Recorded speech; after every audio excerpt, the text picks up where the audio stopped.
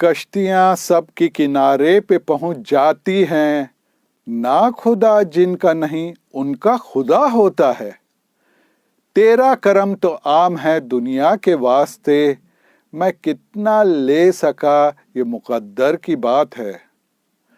खुदा के पास देने के तो 1000 तरीके हैं, मांगने वाले तू देख तुझ में कितने सलीके हैं। नमस्कार साथियों, मैं मधुर चितलांग्या, आपका दोस्त, आपका शुभचिंतक, एक लेखक। आज मैं आपसे कहना चाहता हूं कि कब और किसको जब ऊपर वाला अपनी मर्जी से देता है तो छप्पर फाड़ के देता है।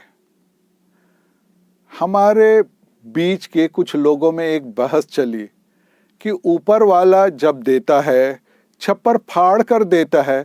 यह कहावत सही नहीं है, क्योंकि हर एक व्यक्ति भगवान से रोज कुछ ना कुछ मांगता है और बदले में उनकी इच्छा पूर्ति भी नहीं हो पाती है। इतने में एक भगवान के परम भक्त सज्जन ने एक कहानी सुनाई। एक बार किसी राज्य का राजा एक नगर के भ्रमण में निकला। उसके कर्तव्य परायणता के चर्चे दूर दूर देशों तक फैले हुए थे।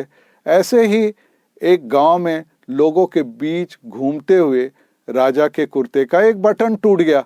राजा ने तुरंत मंत्री को आदेश दिया कि उस गांव के किसी अच्छे से दर्जी को बुलाया जाए। तुरंत पूरे गांव में अच्छे दर्जी की खोज शुरू हुई। संयोग से उस गांव में एक ही दर्जी था, जिसकी गांव में ही एक छोटी सी दुकान थी। दर्जी को राजा के पास लाया गया। राजा ने पूछा, मेरे कुर्ते का बटन सिल सकते हो? दर्जी बोला, जी हुजूर, ये कौन सा मुश्किल काम है। दर्जी ने तुरंत अपने थैले से धागा निकाला और राजा के कुर्ते का बटन लगा दिया। राजा ने खुश होकर दर्जी से कहा, बताओ तुमको इस काम के कितने पैसे दूं? तब दर्जी बोला, महाराज, ये तो बहुत छोटा सा काम था, इसका मैं आपसे पैसा नहीं ले सकता। राजा ने फिर कहा, नहीं, तुम मांगो तो सही, हम तुम्हें इस काम की कीमत जरूर देंगे। दर्जी ने सोचा कि बटन तो राजा के पास ही था, मैंने तो बस धागा लगाया, मैं राजा से इस काम के 2 रुपए मांग लेता हूँ। उस जमाने में 2 रुपए की भी बहुत अधिक कीमत होती थी। फिर से दर्जी ने मन में सोचा कि मैं राजा से क्यों मांगूं, वो तो अन्नदाता है, मैंने उनका काम निस्वार्थ किया था। यही सोचकर दर्जी ने कहा, महाराज, आप अपनी स्वेच्छा से जैसा चाहें दे। राजा ने दर्जी की विनम्रता देखकर दर्जी को 2 गांव देने का हुक्म दे दिया। अब दर्जी मन में सोच रहा था कि कहाँ मैं 2 रुपए लेने की बात सोच रहा था और अब तो राजा ने 2 गांव का मालिक मुझे बना दिया। दोस्तों, उस दर्जी जैसी ही हालत हम लोगों की भी है। हम थोड़ा सा सत्कर्म कर भगवान से कुछ ना कुछ मांगते हैं।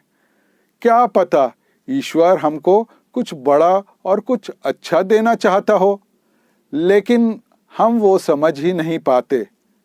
यदि हम अपना कर्म निस्वार्थ कर प्रभु पर सब कुछ छोड़ देते हैं तो वह अपने हिसाब से देर से अबेर अवश्य देता है, लेकिन हम स्वार्थ भरी मांग कर उसकी कृपा से वंचित रह जाते हैं।